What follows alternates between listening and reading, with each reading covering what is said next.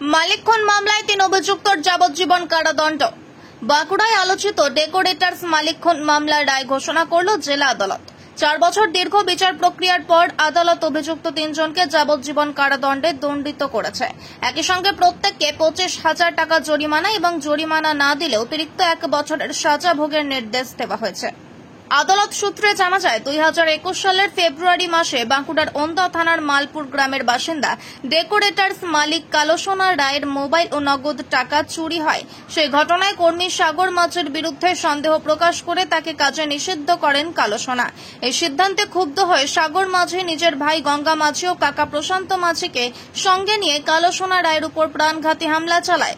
Rod ও লাঠি দিয়ে বেধড়ক মারধরে গুরুতর জখম অবস্থায় হাসপাতালে নিয়ে গেলে চিকিৎসকেরা কালোসোনাকে মৃত ঘোষণা করেন। ঘটনার পরপরই 3 অভিযুক্তকে পুলিশ গ্রেফতার করে। দীর্ঘ বিচার প্রক্রিয়ায় মোট 15 জন সাক্ষীর জবানবন্দি ও প্রমাণের ভিত্তিতে গতকাল অভিযুক্তদের দোষী সাব্যস্ত করা হয়।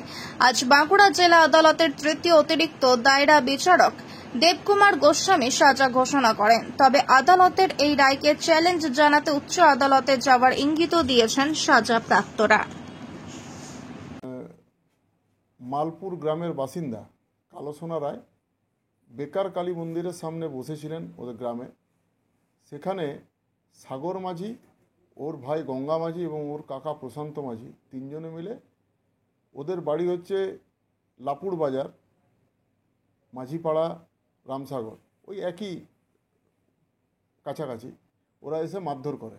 মারধর করার পরে কালোসোনা রায়ের ছেলে কর্ণজিৎ রায় যখন বাবাকে বাঁচাতে আসে তখন ওকেও মারধর করে।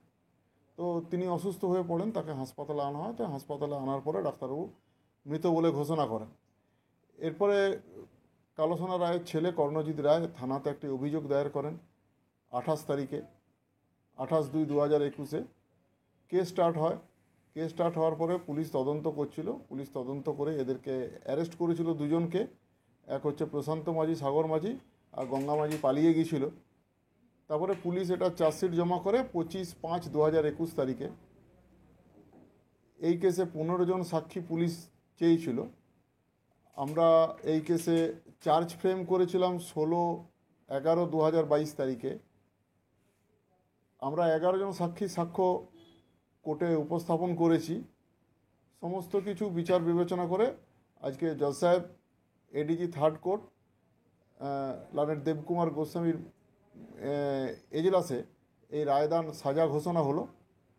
304 ধারা মতে সবাইকে দোষী সাব্যস্ত করা হয়েছে। এদেরকে যাবজ্জীবন সাজা ঘোষণা করা হয়। এর সঙ্গে 25,000 টাকা জরিমানা, অনাদায়ে 1 বছর জেল। ছিল সাগর মাঝি, আমাদের বাবার প্যান্ডেল ব্যবসা ছিল, প্যান্ডেলে কাজ করতো। সেখানে ঠিক আছে চুরি করেছিল, সেই কারণে কাজ থেকে তাকে ছাড়িয়ে দেওয়া হয়েছিল। সেই পূর্বে বশত রাগের জন্যে আজ এই ঘটনা। কি চুরি করে কি দিয়ে মিলেছিল? ওই লাঠি রড 3 জন মিলেছিল, কি দিয়ে মিলেছিল? লাঠি রড দিয়ে মেরেছিল বাবাকে।